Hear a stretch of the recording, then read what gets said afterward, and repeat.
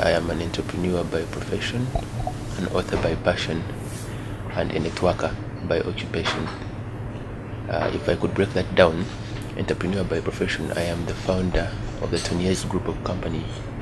This is a group of 28 companies under a conglomerate structure that covers the entire market of demand and supply, meaning whatever you need as a human being, you should be able to handle it. That's the vision behind it, to be the very first conglomerate to do that ever in the history of mankind. Then author by passion, I've written 3 books which are here, and that is Awaken the Financial Genius in 2010, Awaken the Financial Genius in Rebuild 2012, and You Can Do It 2013. All on Amazon, 8 languages, globally available. Then I release a new book each year on my birthday each year. That's how I celebrate my birthday every year. Next year's title is I Will Achieve Your Dreams. Then networker by occupation, I am a networker and I love networking.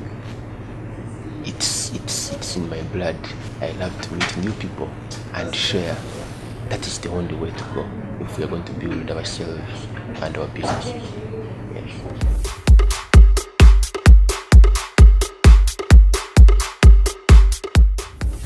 I started my first business at the age of 8, and here I was. We were taught at school about germination in my P3, and I went home and planted coffee. You know, the canned coffee. Yeah, I planted coffee. So I waited for 1 week and it didn't grow. Then I went and planted sweets because I wanted to have a tree and pick sweets whenever I'm going to school every morning. And they also didn't germinate. And I went to my teacher very furious, asking, "You're teaching us the wrong thing." He told me if I plant coffee, they will germinate in 3 days. And that's when my journey started. I began by planting beans in our backyard at home, and it germinated. I sold my first.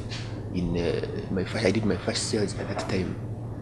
I divided half, which we had for family lunch, which sometimes my people at home call the most treasured meal ever in their lives, and I sold the rest of the half. That was the beginning of my entrepreneurial journey.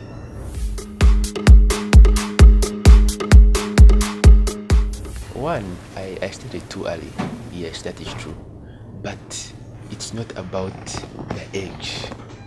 It's about my attitude, how I think. And that is what I think everyone that wants to be an entrepreneur should do. They should think big. They should ignore failure. And they should keep going. Many people are stopped at the roadblocks. The people who are making things happen today ignore the roadblocks. They just keep going. They ignore all the failures. The failures are learning blocks. That is what we should do today. So age, I believe, is just a number, though it's a controversial statement in very many scenarios, but I believe so.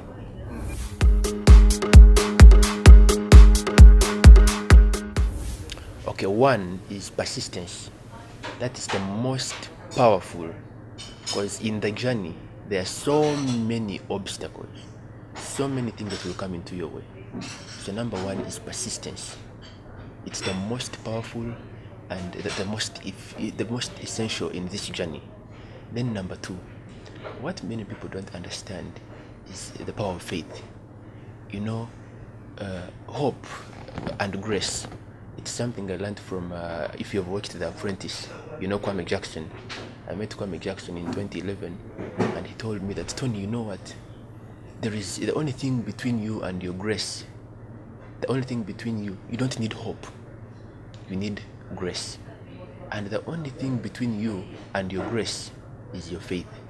So faith is it's a very powerful tool. It nearly beats persistence. But faith without persistence, nothing happens. So persistence, then faith. Because we don't know where we are going. I don't know if I will be here tomorrow. But the faith leads me on. And the faith should lead you on. Then number three, execution. Yeah, this I learned from Linda Hill, a lady called Linda Hill. She's a Harvard professor. And she said, to be competitive today, you cannot simply execute. you have to be able to innovate. And to get innovation, you need to create a culture of engagement of learning. And to create this culture of engagement of learning, you need three things. You need diversity, you need conflict, and you need agility. So basically, without agility, conflict, and diversity, there is no culture of engagement of learning. Without a culture of engagement of learning, innovation definitely has no place in the equation. And without innovation, execution is useless. Without execution, nothing happens. So 3 is execution. We have the dream, but we have to execute. We have to take a step forward. The number 4, prayer. Prayer is actually the biggest tool, because there come so many times when we don't know what to do. When we are pushed to a corner and we don't know what step to take. And a simple prayer can change everything. So number 4, prayer. It should have been number 1 though. Then number 5, finally, is mentorship. A mentor helps you travel in 1 year a journey you should have traveled in a decade, because they have been there, they know where the pothole is, they know where the tree has fallen, they know where there is a sharp corner and where you should slow down, where you should speed up.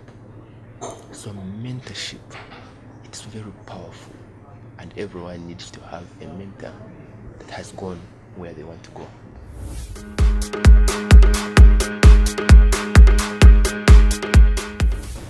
Well, it's a conflict. It's a conflict. You have to choose one thing. You have to choose to be successful or not. If I'm in the area, if I'm a musician, yes, that could work. And yes, in my journey, I've had an experience with all these things. I've had an experience with doing what you have described just a few minutes ago. But at a time like now, I need to do more of focus, and I need to cut off a few things and concentrate on a few. Now, what do I call that? I call that pruning. My mentor usually calls it pruning. There is the pruning stage, there is the germination stage, there is the flourishing stage, and there is the flowering stage. So any tree, before flowering and fruiting, has to go through pruning. If you do not prune a tree, the fruits and flowers will not have space, and those are the trees usually that do not offer the right fruits and flowers. So if you want to get anywhere, there should be a stage of germination, there should be a stage of flourishing. That is where you do all the happening and all the fun and all the everything you want to do as a youth and as an individual that cheers you up, that brings up, that fires you up. Then you get to a stage of pruning, where you have to take off all those extra leaves, not because they are better than the others or they are less powerful than the others or they have no chlorophyll, but because the leaves are not going to take you anywhere. So there comes a time when you have to prune those leaves and create space for flowers, which in turn creates space for fruits. That's the journey.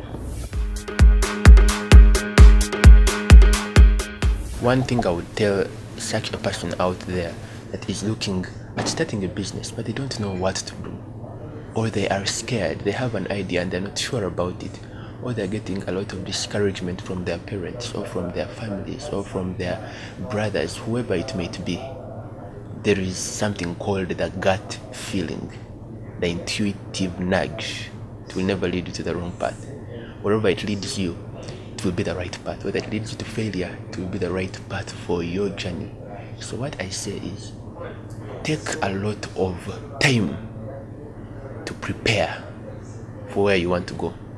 If you're looking at, for example, starting up a media farm, learn as much as you can about media.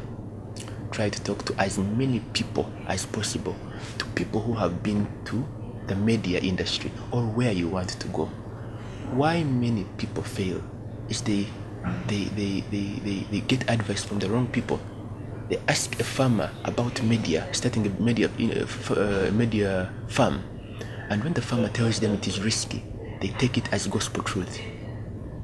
If you want to make it, go to someone who has succeeded where you want to succeed. Get mentorship from them, and you will not fail, because they will tell you how you can do it, and they will not try to discourage you on why you cannot do it.